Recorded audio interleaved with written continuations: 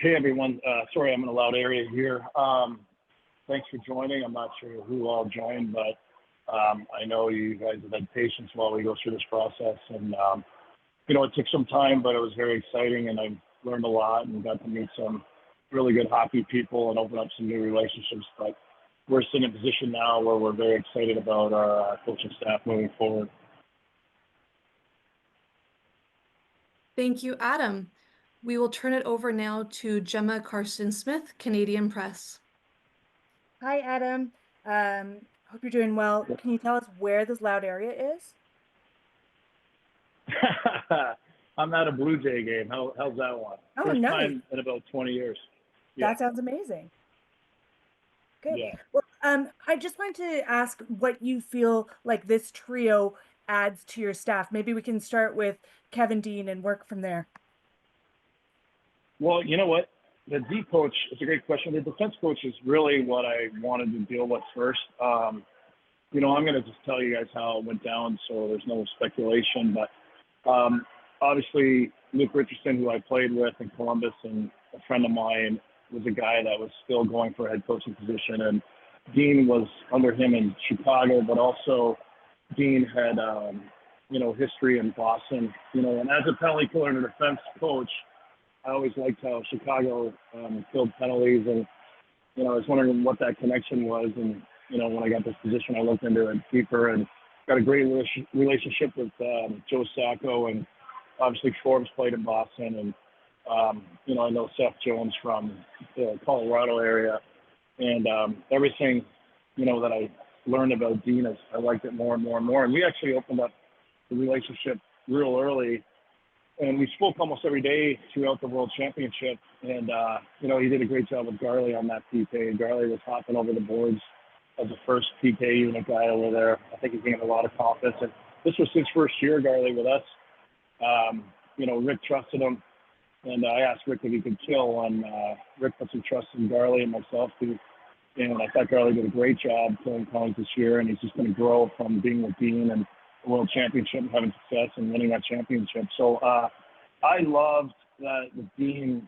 I felt like he, with our defensive anchor along with our goaltending, and when things aren't right or we're in a hostile environment, or I always believe to be at the anchor and stay stable until we get control of a hockey game. And I believe his personality and the way he carries himself with that calm demeanor is what I was looking for. I felt like he's going to be himself, but I liked how he was like myself as far as the calm demeanor and being strong back there when things get shaky. And he's got a ton of experience. And the way we spoke about the game, felt like I've known him a very long time. And, I knew within the second or third phone call that this was the guy for us. And we just had to, communicate and open up this relationship where he would feel comfortable. And I'm very excited about him being, down that side of the bench and let him do his thing. And I think he'll do a great job with our D-Plus. And can you touch on what Scott Young and Brett McLean bring to this group? Well, Scotty, if you look at his history, this guy's played 1,200 games, and Scott and I came into Quebec at the same time, and he was working for this organization the last 3 or 4 years, and before that with them in Pittsburgh. Scott worked with at BU with David Quinn, and David Quinn was the last 2-3 guys where we were really trying to grab before we got Mclennan, and I'll get to that in a minute. But I'm only saying this because Quinny, who I know, started out, Erie when I was playing in Colorado, and I ended up building a good relationship with David Quinn. And if he was going to get another head coaching job, the first guy he was going after was Scott Young. And Scott's kind of like in a situation where I was with Rick, where we did a lot of other things because we weren't ready to, put that time in to be a coach and the time that's needed because we both wanted to be with our family. And he's in a situation now where he can put that time in, and someone that I would call the glue guy, maybe how I started out with Rick, and someone that I trust and respect. And this guy's pedigree, he's coached 2 years with Quinn at BU, and then he's coached both Olympic teams. But you look at what he's won, 3 World Championships he was in. He won a World Cup. He was in 3 of those. Got Olympic silver, 2 Stanley Cups as a player.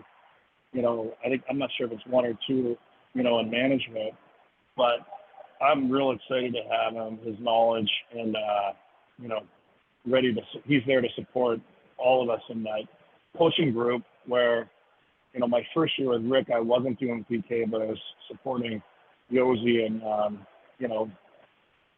I guess you would I call it the glue guy, going around and making sure everyone's just okay and sending the message out. And I think he's a big part of this, a big piece.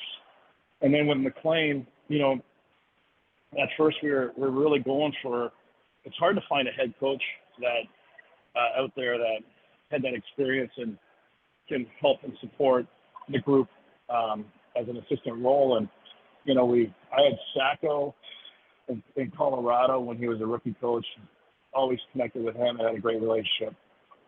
And we didn't know what was going to happen in Boston there in the end, but he was someone we were looking at. And David Quinn as well, which, we were looking at, and I think he went back to New York, and all along we were going after this, trying to look at a head coach, but Brett McLean was always in the mix. I've known Brett a very long time, and if you look at his history, when he started with Minnesota, he was with Tim Army in Iowa, and then he jumped up with Edmonton for 3 years, and was asked. I was waiting to get a hold from Edison, and I didn't get a hold of him for 3 or 4 days, and I needed to hear what I felt I knew, and he really liked Brett, and he was the one that asked Brett, along with Billy Guerin, to go down to the minors and be a head coach. They felt like he had head coach material.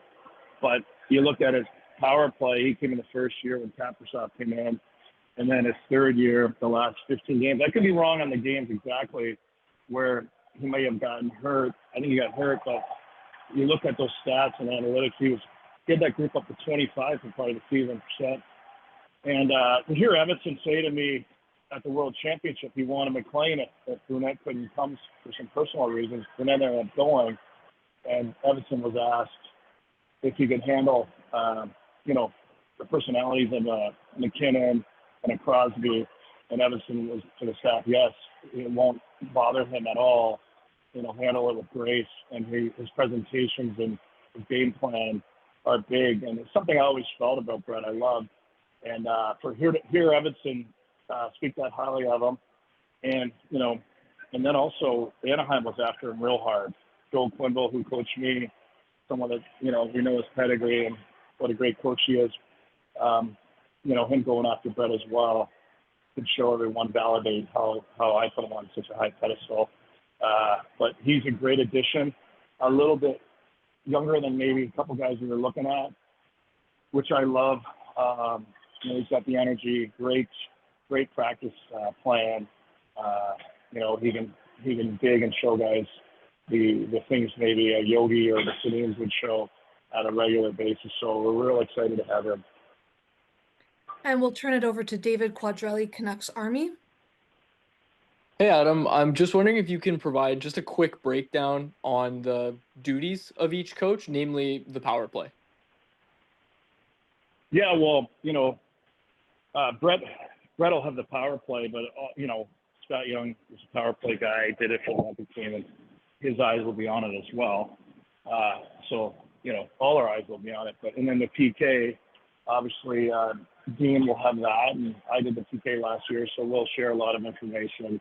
And Scott will be looking at the whole group, special projects with the Sedins and Kroger, who's our skills coach, and supporting the whole group, and almost like I said, that glue guy, the relationship guy. So it's, I believe it's a good group, and I'm excited in the roles they will have. And if I may, just Derek Forbert re-signing this week. What's he brought to the group, and what made him a good fit for next season as well? Well, you know what? Just stability. I mean, it gives the youth time. I mean, we have exciting youth. I mean, I don't know what Wielander will do, and as defense, like everyone sees the athleticism in those 3 young D and sees their sparks, and it's really a fine, seeing what they do at the AHL level and compared to the NHL, when the temperature goes up, it's two different monsters for sure. And you don't want to throw a young guy into a situation that he may not be ready for.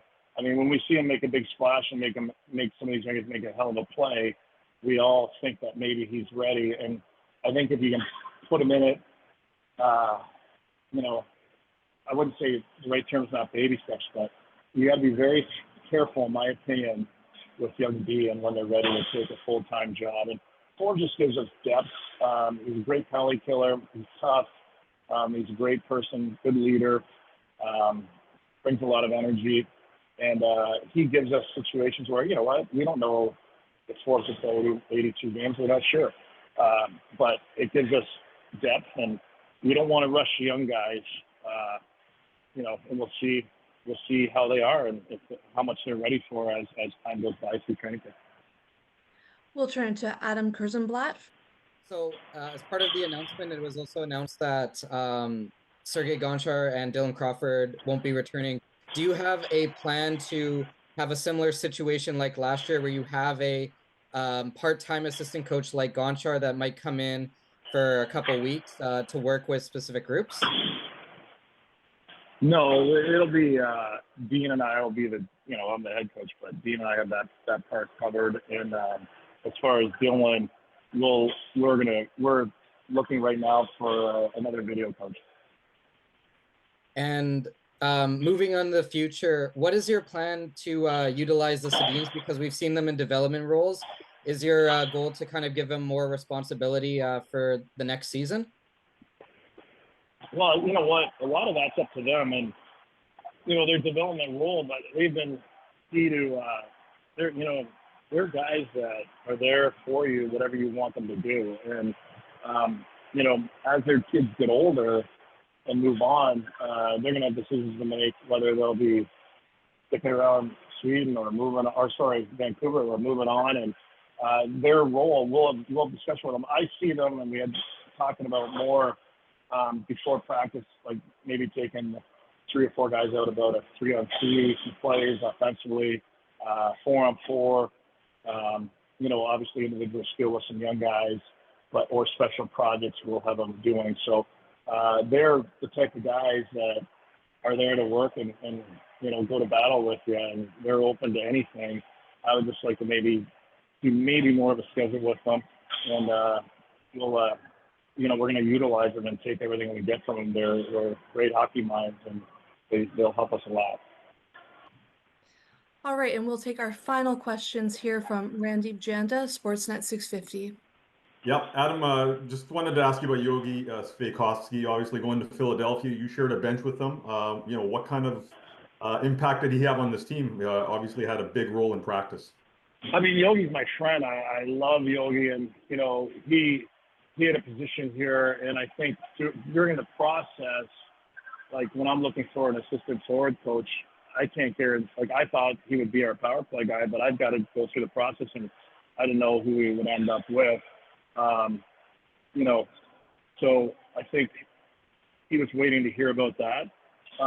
Rick Talkin developed myself. He developed Yogi, and Yogi made a decision. I think I had a good feeling that this was going to happen when I had a chance to play with Alex Tanguay for a long time. I went a cup with him, and he reached out to me, and he had to turn down Philadelphia as a power play coach, and it was something that he was one of those guys we wanted to talk to. But when that happened, I wasn't surprised when Yogi called me a couple of days later. And there's zero hard feelings. He's a friend of mine, and like I said, a guy like Rick developed him. And if that's where he's going to feel more comfortable and be able to do his niche or continue to be that power play coach, which it could have been here, that is just fine. It happens, and no hard feelings at all. And moving forward with a guy like Brett McLean, I mean, I feel like there's similar guys, and Brett has a little bit more experience, but Philadelphia's getting a great coach, and so is Vancouver Canucks.